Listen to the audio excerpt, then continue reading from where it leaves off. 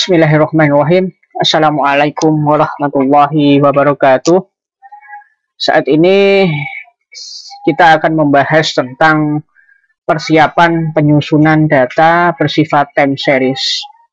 Jadi kemarin kita sudah membahas data itu ada 3, yaitu cross section yang telah kita bahas kemarin, kemudian data time series yang kita melihat runut alur waktunya, kemudian adalah data panel, yaitu gabungan daripada keduanya. Jadi gabungan antara time series dengan data cross section.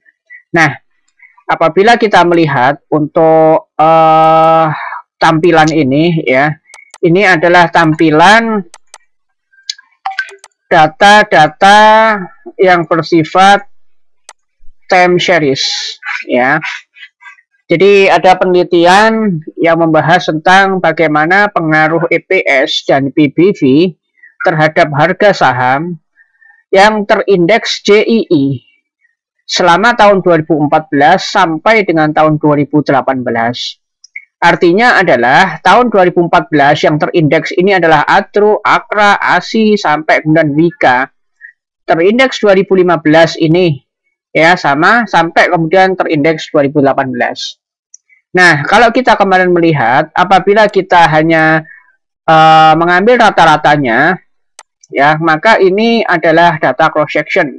Ya, tatkala kita mengambil rata-rata, artinya kita adalah data cross section. Tetapi karena kita mengambil data time series, maka rata-rata tidak perlu kita gubris, ya, alias kita buang. Nah, berikutnya adalah tatkala kita ingin menyusun data time series, ya, berbeda halnya dengan data panel. Kalau data panel ADRO 2014 sampai 2018, AKRA 2014 sampai 2018. Tapi kalau data time series, maka mulai dari ADRO sampai WIKA di tahun 2014, lalu dilanjutkan lagi tahun 2015, ya, ADRO sampai WIKA juga, dan seterusnya. Nah, ini adalah tampilan SPSS 25 yang masih blank, masih kosong. Kita akan pindahkan data ini kepada SPSS ini. Langkah pertama adalah kita, karena ini ada desimal, ya, EPS ini ada koma-koma, yaitu desimal, PBV pun juga ada koma, bahkan ada 0,95, 0,96, ya. Maka jangan lupa ini kita ubah dulu format dari Excel konvensional kepada tatkala koma itu kita ambil sebagai desimal, bukan kita ambil sebagai thousand atau ratusan ribu. Contoh nih, ini ke file, ya, kita ke option, ya, kemudian kita ke advance saja langsung, kemudian ini kita menggunakan use system separators, ya. Tatkala kita melihat decimal separators adalah koma, kita ubah menjadi koma, kemudian thousand separator adalah titik, ya, ini biasanya adalah Indonesia, ya.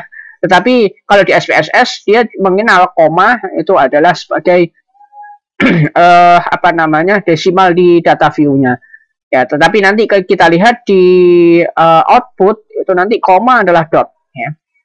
Oke, use system separators kita oke. Nah, kemudian barulah kita siap pindahkan ke data SPSS. Yang pertama adalah 2014 dulu, dari ADRO sampai WIKA. Kita bisa percepat. Ctrl C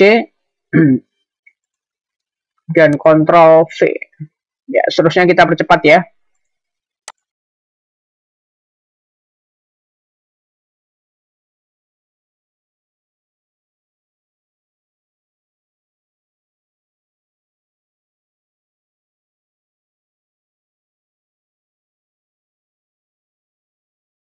Ya, ini adalah data Y, ya, data dependent.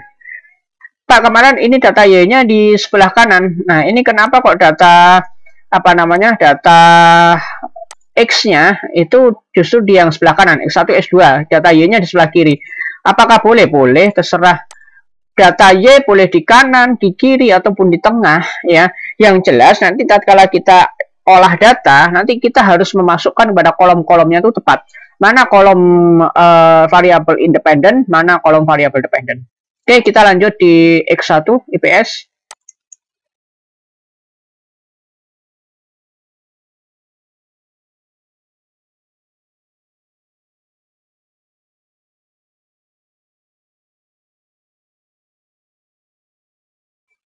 Nah, ini untuk yang X2, X1, mohon maaf X1. Jadi kita urut ya sampai kepada 75. Ya, urutannya adalah 75. Kemudian X2. Kita percepat.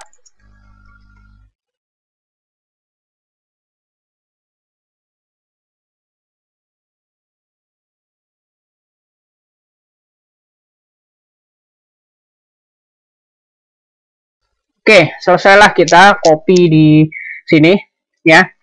Dan seperti biasa variable view ya, kita masukkan karena ini non desimal maka kita 0 dan ini kita klik variabelnya adalah Y. Ini adalah variabel X1 dan ini adalah variabel X2. Bolehlah kita harga saham ya, HS. Kemudian ini apa tadi, EPS dan PBV ya, EPS dan PBV, EPS di sini PBV boleh ya. Ini kita biarkan saja, kemudian kita masuk ke data view ya. Dan jadilah seperti ini. Bagi yang pertama kali memegang SPSS jangan khawatir, ini kenapa kok 82 nolnya tidak ditulis. SPSS memang demikian. 0 di depan koma tidak ditampilkan, tidak dituliskan. Tenang saja. Oke. Ini adalah kita menyusun data time series ya, khususnya adalah data sekunder, yaitu data yang kita tidak perlu mendapatkan langsung, tetapi data ini sudah tersedia, hanya belum bisa ditarik sebuah kesimpulan sebelum kita teliti atau kita olah datanya sehingga menjadi hasil penelitian terlebih dahulu.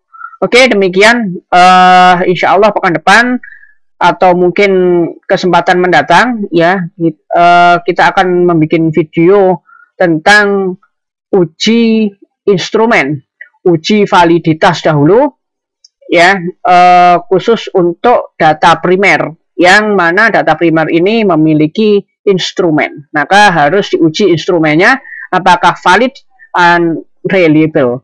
Maka dari itu kita membahas dulu tentang validitas, dan itu tidak boleh dibalik reliabilitas validitas, tapi validitas dahulu baru reliabilitas. Demikian kurang lebihnya, mohon maaf. Assalamualaikum warahmatullahi wabarakatuh.